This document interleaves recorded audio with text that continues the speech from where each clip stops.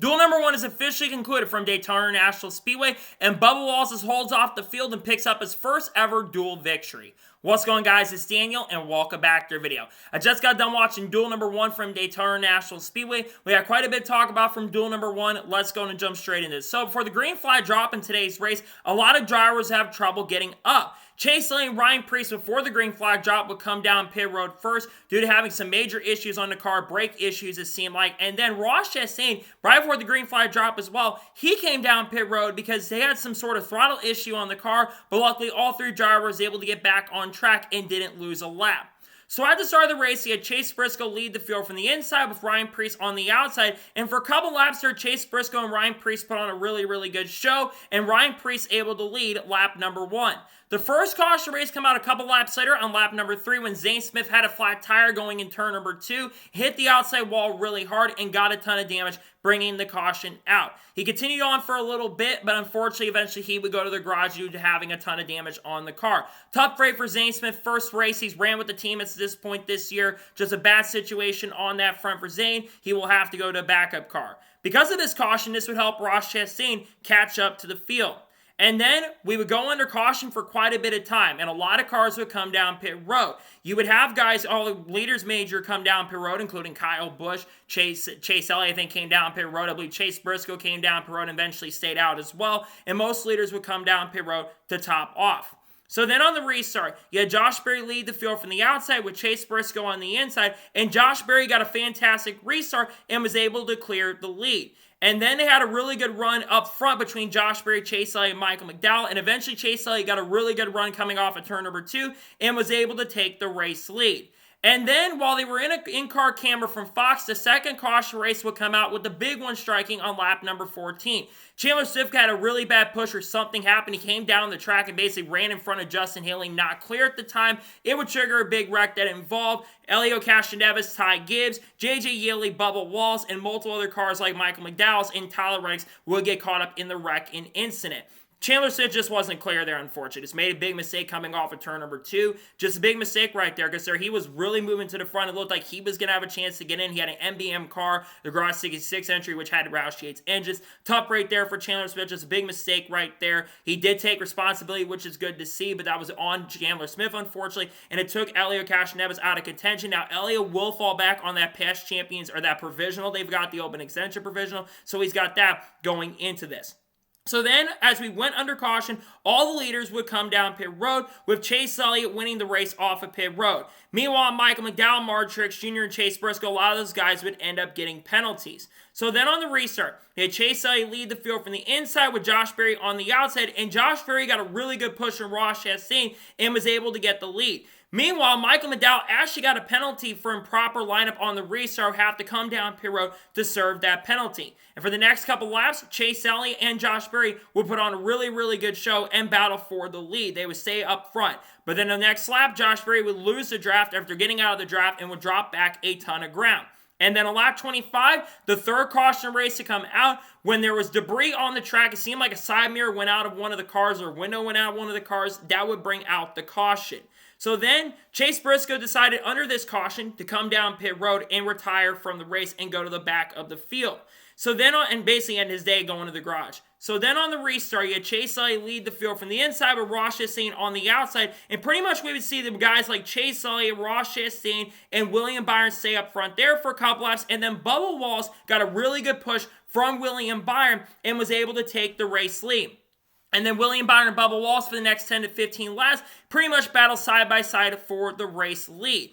And then we started seeing pit stops. So Bubba Wallace continued to lead, had a really strong car. And then Ryan Preece got a really strong run on the inside of Bubba Wallace and was able to clear for the lead. And then Bubba got it back for a little bit, and then Ryan Preece and then battled for a little bit. But then Ryan Preece got stuck in the middle, seemed like Hanley was becoming an issue on the car, and Ryan Preece would drop to the back, and William Byron, Bubba Wallace would battle side by side for the lead.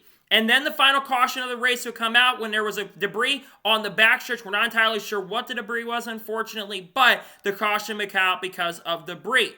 And then we saw Martin Truex Jr., Josh Berry, and Carson Hocevar come down pit road. So then on the final restart, you have Bubba Wallace lead the field from the outside, William Byron on the inside, and Bubba Wallace got a really good restart and was able to clear for the race lead. Now we're focused on the battle for the transfer spot between J.J. Yeley, Justin Allgaier, and Martin Truex Jr. But up front, you had two guys that were really battling. It was Bubba Wallace and Ty Dillon for the lead. And they battled back and forth for the lead over the next 10 laps.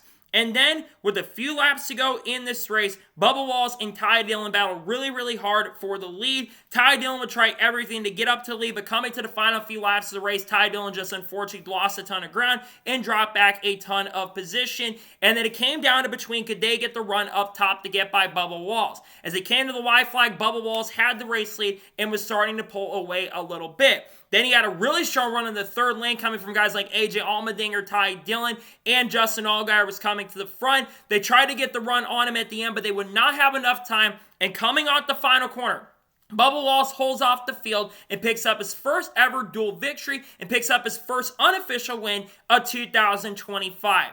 Going into this year, Bubba Wallace, I feel like, has a lot of confidence. You can see him in his interviews. You can see in the way he talks. He's got a lot of confidence going into this year. And to start off the season with a dual win, that is absolutely huge. That 23 car, in my opinion, was the fastest car. And if it's got that kind of speed, I think Bubba's got a really good opportunity to win the race on Sunday. That car looked really, really good. Congratulations to Bubba on winning the duel. A well-deserved win for him. So now let's go ahead and go through the results and talk about the race as a whole. So Bubba Wallace picks up the win. William Byron finished second. They were talking about maybe some fuel issues on the car or engine issue potentially on the car, but he held on and got a second place finish. Really good run for William Byron, who's looking to go back-to-back in the Daytona 500 on Sunday. Ty Dillon finished third. Really impressive to speed from Ty. He looked really, really good out there this evening. That 10 car's got really good speed. He could be a sleeper pick to win the race on Sunday. He finishes in third. Ross Chastain finished fourth. After the issues they had early in the event, he came back, ran top 5 most of the event at the end, and gets himself a top 5 finish in fourth. Really great run for Ross Chastain. Tyler Reddick finished fifth. Good speed from Reddick to help Bubba Wallace win this race. A lot of really good speed from Reddick. Almost won another duel like he did last year. Great run for him in fifth. AJ Allmendinger finished sixth. Man, I thought that third lane was going to get up there. He was going to seal the win for Bubba at the end of the day. But really good run for AJ. He'll be starting around 13th or 14th in the race. He finished in sixth. Austin Dillon finishes in 7th. Solid run for him. Chase Elliott finished 8th. Chase had really good speed but lost the draft at the end and lost a little bit of ground at the end of the race. He still comes home in an 8th place finish. Not a bad night for him. Justin Allgaier finishes 9th. And with him being the highest finishing open driver, Junior Motorsports will race in the Daytona 500. It didn't look like he was going to get in there at the end. He was making some moves that were really, really questionable, and it didn't look like Justin Allgaier was going to get the transfer spot.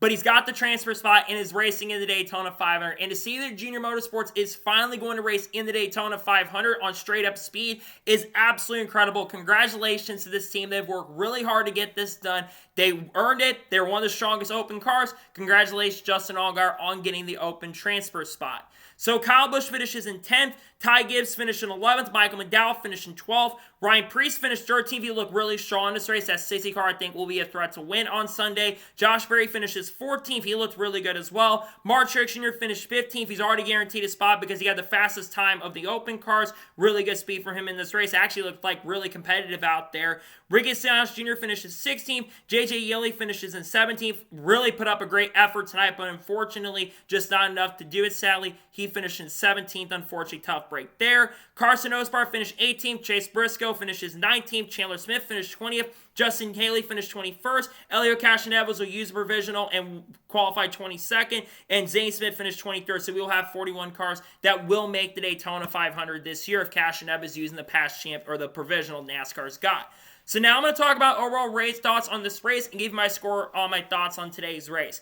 Honestly, this race was really, really entertaining once they got into a rhythm. And what I noticed in this race, there was a lot more handling. And I think that made the race a lot more exciting and a lot more intriguing. If handling becomes an issue during the Daytona 500, we could see a lot better racing. I thought tonight's race was really, really good. A lot of entertainment. Yes, you still had some of the gridlock issues, but it wasn't as prevalent as we've seen like at Talladega. I thought the racing was really good. A lot of lead changes, a lot of really good battles up front. But because of the little bit of a stagnant start where there was a lot of this, I can't give it a perfect score. But I'm going to give tonight's race overall probably about an 8.5 out of 10. It was a pretty solid first duel. Enjoyed it. A lot of big wrecks. A lot of lack of rhythm early, but I thought it was still a pretty solid race. I'm giving my score an 8.5 out of 10. So, that is going to be it for the race review of Duel number 1 at Daytona. I want to thank you guys for watching. Please subscribe to the channel, notifications on so if I win a video, it does go live on my channel. Follow me through Facebook and Instagram, and support me on Patreon as well. Let's go below that and comment your thoughts below on today's episode. Your thoughts on Duel number 1, let me know your thoughts in the comments below, and congratulate Bubba Wallace on winning Duel number 1 at Daytona. Let me know your thoughts in the comments below. In about an hour or so from now, you will be seeing Duel number 2 from Daytona, the review from that race. Tomorrow on the channel, we'll have a NASCAR news video discussing news over the course of the last couple of days. We're going to talk about the stuff around potentially a championship rotation. We're probably going to talk about Donald Trump again as well. We'll be talking the second race about guys like Kyle Larson, Shane Van Gisbergen, Connor Zilisch, Haley Deegan, Carl Edwards, Kurt Busch, Kyle Busch, all that good stuff. Ryan Preece, Connor Zilisch, you name it. We'll talk about all those people in this race as well. So anyways, like I said, I want to thank you guys for watching today's episode, and I'll see you guys next time for more great, awesome NASCAR content and other motorsports content on the channel like this. Take care, everybody.